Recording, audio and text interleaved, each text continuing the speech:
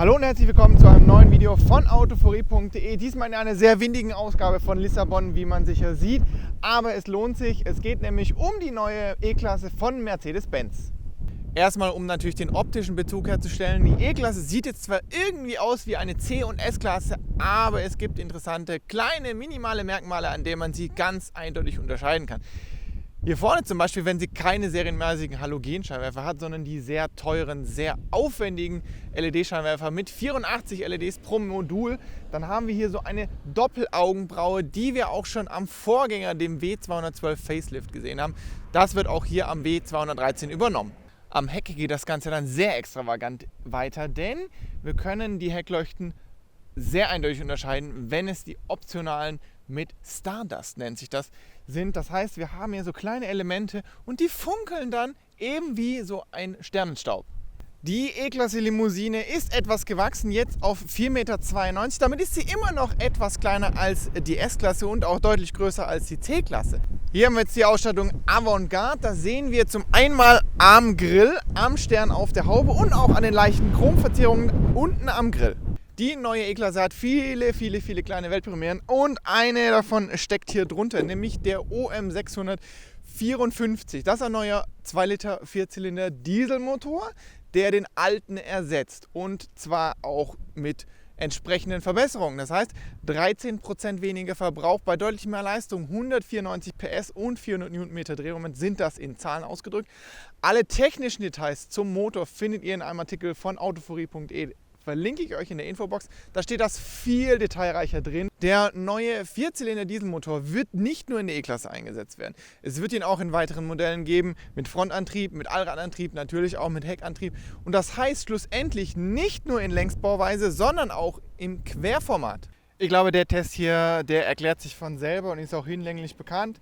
Wie gesagt, meine Fahrerposition knapp 1,80 Meter. Es ist natürlich nicht so einladen und ausladen wie in der S-Klasse, aber wir haben doch ausreichend Platz für 4,5 Personen. Und ich würde sagen, die 5. Person kann sogar noch etwas kräftiger sein als so diese 75 Normkilogramm. Was ich ein bisschen schade finde an der E-Klasse im Vergleich zur Konkurrenz in der oberen Mittelklasse ist, dass wir kein durchgehendes Panorama-Glasdach haben, sondern ein zweigeteiltes, weil hier noch ein Holm dazwischen ist. Aber das Positive an dem Holm ist, er ist nicht einfach so da, sondern da hängt noch ein Dualband-Lautsprecher und der gehört zu einer sehr schönen 23 lautsprecherstarken Burmester-Soundanlage. Den Innenraum der neuen E-Klasse habe ich ja schon sehr ausführlich im Detail vorgestellt. Video dazu auch nochmal unten. Aber nochmal so die Hard Facts. Also wir haben hier ein sehr geschwungenes Design in dieser Ausstattung im Nadelstreifenanzug und natürlich das große 2x12,3 Zoll Display. In der Serienausstattung haben wir diese Rundinstrumente, wie sie auch in anderen Modellen üblich sind, und nochmal ein 7 Zoll Media Display. Das kann man auch noch auf 8 Zoll upgraden, kostet natürlich auch Geld. Genauso wie hier der große, runde Widescreen, Flatscreen, wie man immer auch es nennen möchte. Dann die 2 Touchpads am Lenkrad. Ich bin noch nicht so ganz konform während der Fahrt. Es ist da eben doch noch etwas nicht ganz so intuitiv wie gewünscht. Also es braucht wirklich so ein bisschen Zeit, bis man es während dem Fahren gut hinbekommt, denn man muss ja doch noch so ein bisschen überlegen, denken, was tue ich eigentlich? Denn Touch-Buttons, die wirklich nur noch über sensitive Flächen funktionieren, am Lenkrad sind ja eigentlich noch gar nicht bekannt. Highlight für mich im Innenraum sind die sehr komfortablen Sitze mit der, ja, nennen wir es mal Popo-Massage, weil das andere böse Wort darf man nicht benutzen. Die entspannt das Gesäß sehr. Es ist einfach super. Also muss man ganz ehrlich sagen, die drückt einem so ein bisschen in den Hintern rein und das hält den so ein bisschen am Leben. Das heißt, man steigt nach 3-4 Stunden Autobahnfahrt aus und ist quicklebendig. Das andere Highlight sind die 23 Lautsprecher.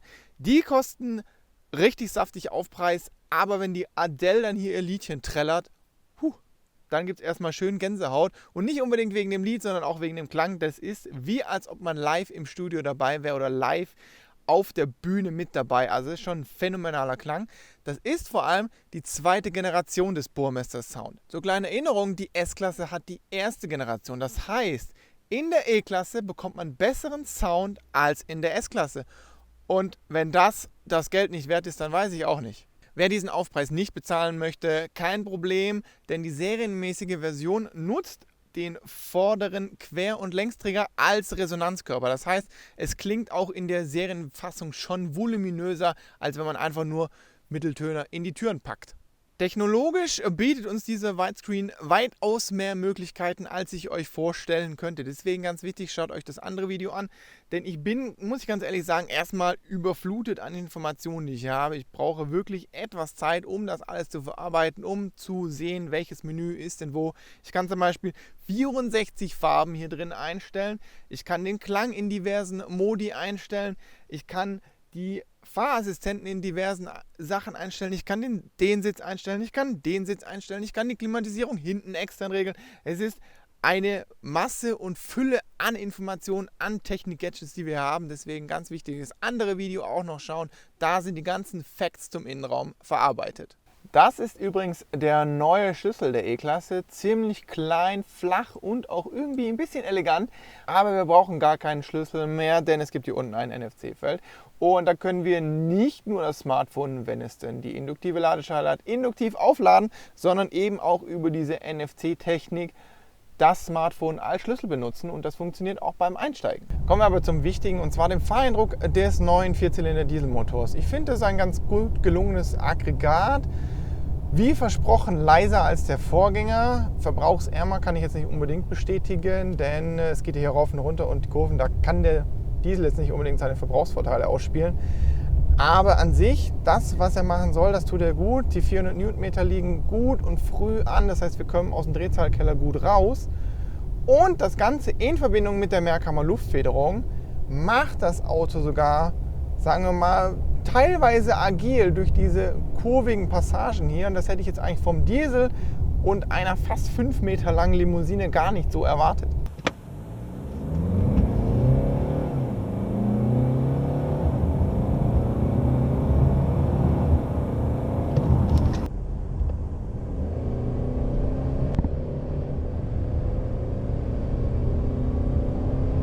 Haufenweise Technik und Elektronik habe ich ja schon erwähnt, und die E-Klasse ist jetzt hier in diesem Zustand auch vollgepackt mit Assistenten und Helfern und wie es alles heißt. Das beschränkt sich jetzt inzwischen nicht mehr nur auf Fahrhilfen wie ESP oder Seitenwindassistenten oder sonstiges, sondern auch teilautonome Fahrzustände. Die E-Klasse an sich hat die Möglichkeit, über das Optionspaket Drive Pilot nennt sich das, aktuell zum Beispiel in Nevada zu testen, auf Highways völlig autonom zu fahren. Bei uns ist das aus diversen Gründen noch nicht erlaubt, aber es gibt schon mal eine Option, die ist erlaubt, und die finde ich auch sehr, sehr, sehr clever, denn sie ist auch sehr sicherheitsrelevant. Denn wer hat es schon mal erlebt, dass jemand auf der Autobahn plötzlich mal rauszieht, weil er einfach nicht in den Rückspiegel geschaut hat. Und das kann rein theoretisch mit diesem System nicht mehr funktionieren, denn es gibt einen Spurwechselassistent, und über Antippen am Blinker regeln dann die ganzen Systeme, okay, ist frei oder ist nicht frei, und wenn frei ist, kann die Spur gewechselt werden, und es wird auch die Geschwindigkeit erhöht, wenn es quasi im Tempomat vorher höher eingestellt war. Tempomat ist das nächste Thema in der neuen E-Klasse, denn bis 130 km/h können wir müssen zwar noch geistig gegenwärtig sein, aber wir können autonom fahren. Das heißt, wir müssen erstmal geistesgegenwärtig sein, wir müssen die Hände noch am Lenkrad haben, aber technisch gesehen ist es ein autonomer Fahrzustand, denn das Fahrzeug überwacht alles und regelt auch den Schildern entsprechend den Tempomat. Das heißt, wir können rein theoretisch nicht mal mehr in den Blitzer reinfahren, was ich finde, was schon ein sehr autonomer Zustand ist. Wer jetzt Angst vor solchen Systemen hat, kein Problem. Es ist dreifach abgesichert. Einmal über Command Online, das heißt über die Navigation, dann über die verschiedenen Kameras und dann noch über die Sensoren. Das heißt, erst 3 Systeme müssen sagen, okay, es geht, vorher geht nichts. Nächster Punkt, mit der E-Klasse muss man nicht mehr unbedingt in Lücken fahren, denn es gibt das Remote Parking, nennt sich das. Das ist nicht mal mehr dieser Knopfdruck und ich lasse das Auto einparken und sitze drin, passe schön auf, dass nichts passiert, sondern ich steige aus, nehme mein Smartphone raus und lasse das Auto einparken. Und das heißt, das gibt mir die Möglichkeit, in sehr enge Lücken einzuparken, wo ich normalerweise mit so einem Auto gar nicht reinkommen würde, beziehungsweise schlussendlich dann nicht mehr aussteigen könnte. Sehr cooles Feature, finde ich. Bei den Extras muss es natürlich nicht immer die volle Hütte sein, aber so ein paar Features sollte man haben. Das heißt, dieses Widescreen-Display muss man natürlich überlegen, muss man sich am besten mal selber anschauen, will ich das, brauche ich das? Sound Burmester ist was Feines, aber das gibt es auch in einer leicht abgespeckten Version, die dann nicht so viel kostet. Und die 9G-Tronic ist Gott sei Dank bei allen neuen Motoren serienmäßig. Die lässt eigentlich keine Wünsche offen, was eine Automatik betrifft. Das heißt, sie schaltet sehr sanft. Auch wenn man voll ausdreht, haut sie die Gänge nicht rein, sondern schaltet sehr entspannt, sehr sanft, sehr komfortabel. Einige technische Highlights, wie etwa die Car2X-Kommunikation, machen zwar heute noch keinen Sinn, aber später dann ist man quasi mit vorne dabei. Das heißt, man weiß durch das Auto, weil es mit anderen Autos spricht, weil es mit anderen Stationen spricht, oder ist Stau, oder ist eine Gefahrenstelle. Man ist quasi vorbereitet auf die Zukunft, auch wenn es jetzt noch keinen Sinn ergibt, sich das zu bestellen. Die E-Klasse hat viele geile Features. Es gibt nur ein fettes Problem an der Sache. Der E200 zum Beispiel fängt bei knapp 45.000 Euro an, der E220D bei knapp über 47.000 Euro. Die ganzen Extras allerdings, die ich euch gezeigt habe, die haben dann doch eher den Wert eines sehr gut ausgestatteten Kleinwagens. Das heißt, man muss abwägen, möchte man diese ganzen Features, dann muss man sehr tief in die Tasche greifen, hat aber auch ein Auto, das technologisch, fahrdynamisch und auch vom Sound über einer S-Klasse steht. Das war's auch schon mit dem Video zur neuen E-Klasse hier aus Lissabon. Ich hoffe, ihr verzeiht mir das schlechte Wetter und man kann trotzdem alles Wichtige gut verstehen. Falls euch das Video dennoch trotzdem gefallen hat, trotz der Witterungsbedingungen, dann belohnt das auch gerne mit einem Daumen nach oben.